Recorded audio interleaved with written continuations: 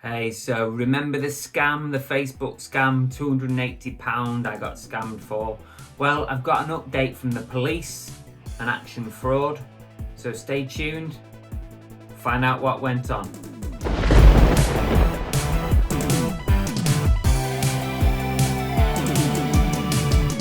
Hello everybody, welcome back to Cooking the Haydens, and I'm Car Boot Chris. And you probably watched the previous two videos, the two scam videos. The first video was where I revealed that unfortunately I've been a victim of a scam for £280 on Facebook Marketplace.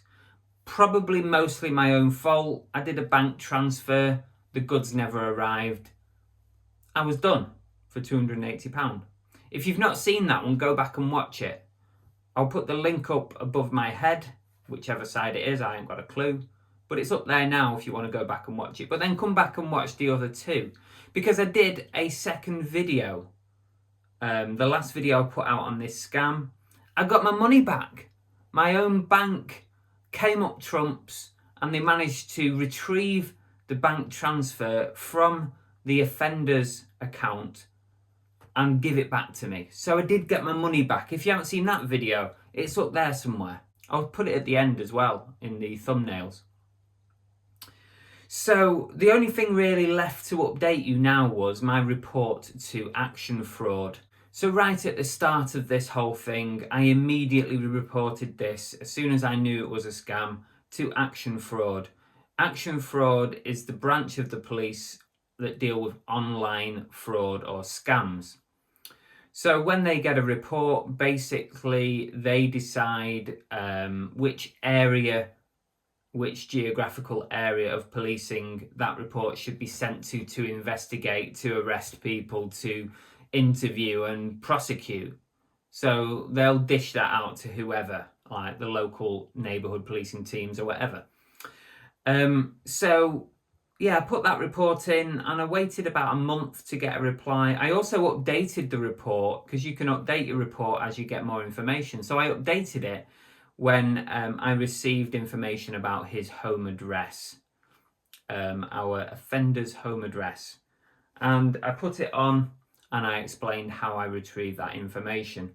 And that was basically thanks to you guys. A couple of you did some digging for me and actually managed to find out where this guy lived. So I updated the crime report.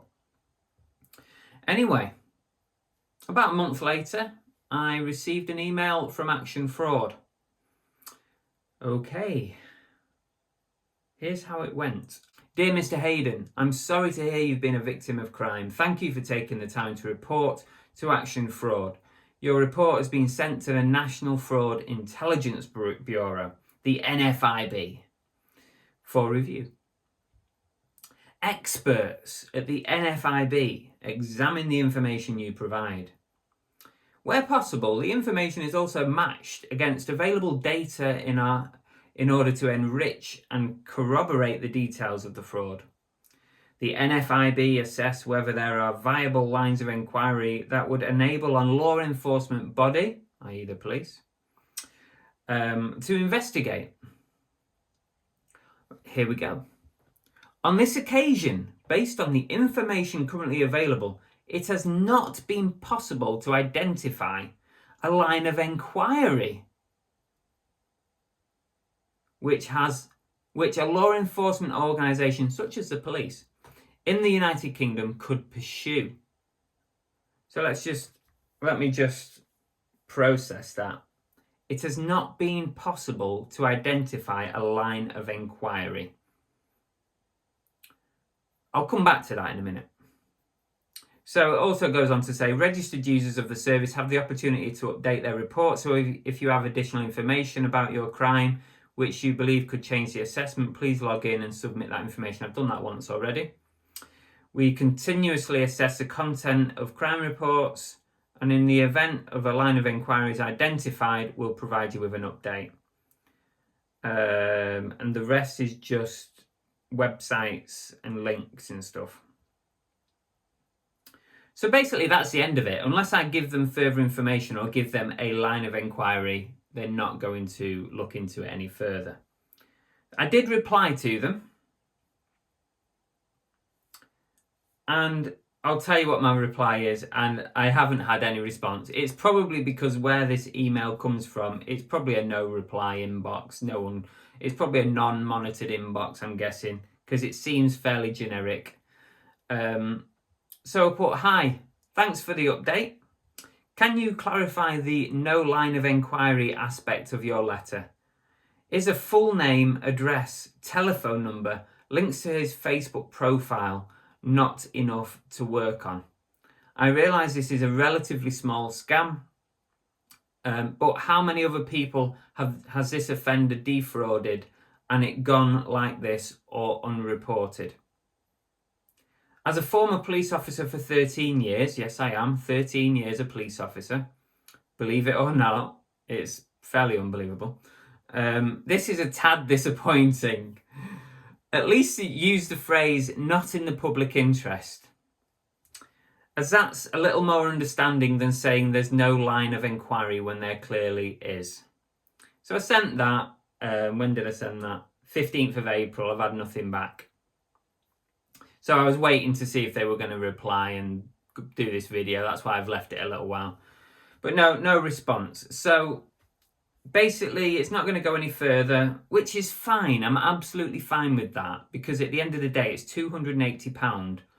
And as far as frauds and scams go, it's a lot of money to me, it's a lot of money to you and a lot of people, but it's not a lot of money in regards scams. People get scammed, and I've seen it a million times.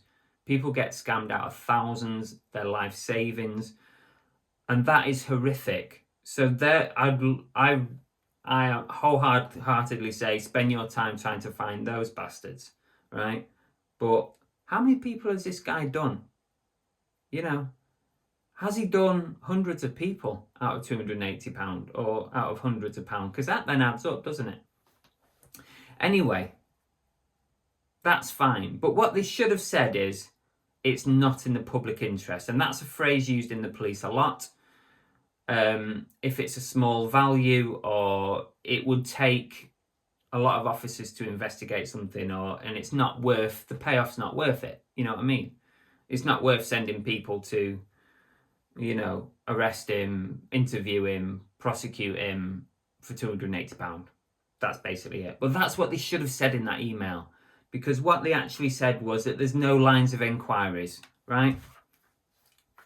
I have his full name, his alias, i.e. the name that he goes by on Facebook. I have his photograph. I have his home address. I have 2 Facebook profiles, his work alias profile and his personal profile. And I have his phone number.